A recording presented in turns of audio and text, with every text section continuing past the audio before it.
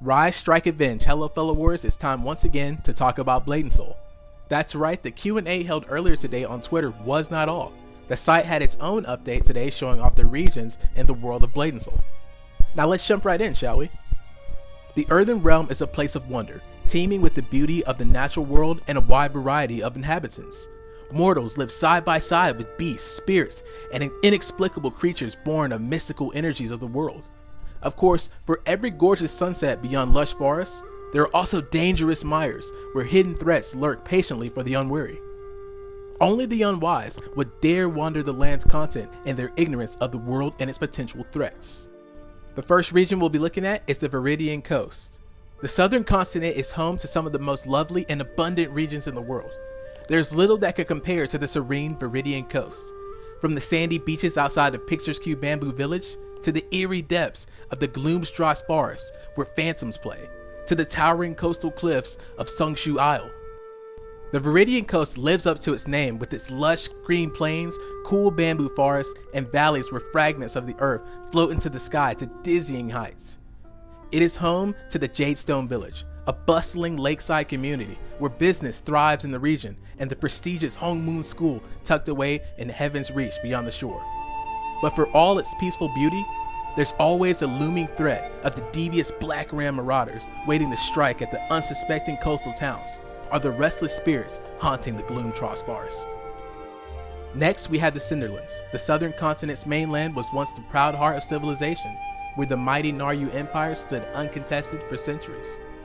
The Naryu Empire became a battleground to hold back the invading demons from the Dark Realm, and was blighted during the Four Guardians' fight against the Great Corrupted Energy. Deep forests and surging rivers dried up, leaving a vast wasteland where only the strong and stubborn could possibly survive. Yet, in every endless desert, there always lies an oasis.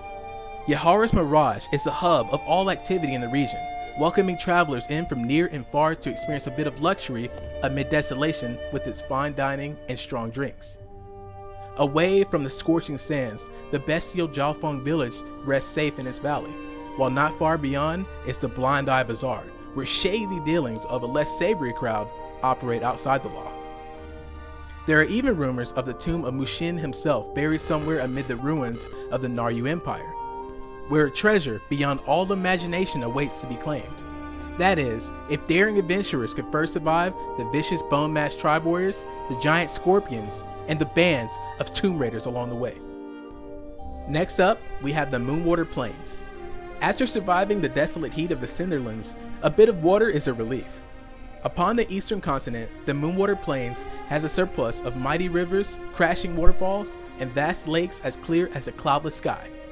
The sprawling Likandai foothills are home to the native people of the region who live side by side with the Lin of Brightstone Village and the farming community of Hogshead Pastures.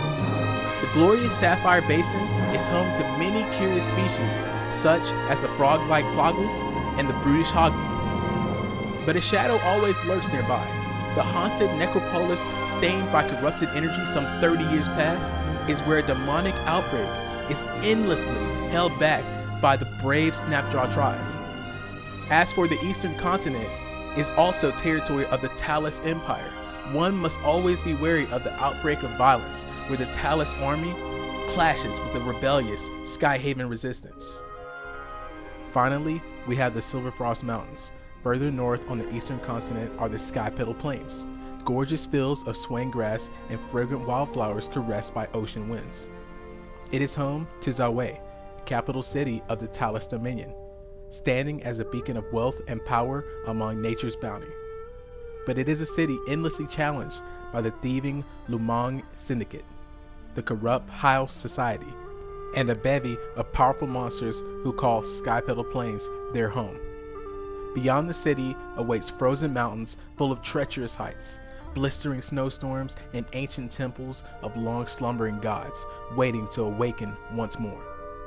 But for all the mystery and intrigue the region has to offer, it is the grand capital city itself that holds the darkest secrets. That's all the info I have for you today, my fellow warriors. Feel free to comment, rate, and subscribe to stay up to date with all things Blade & Soul. Have an awesome day.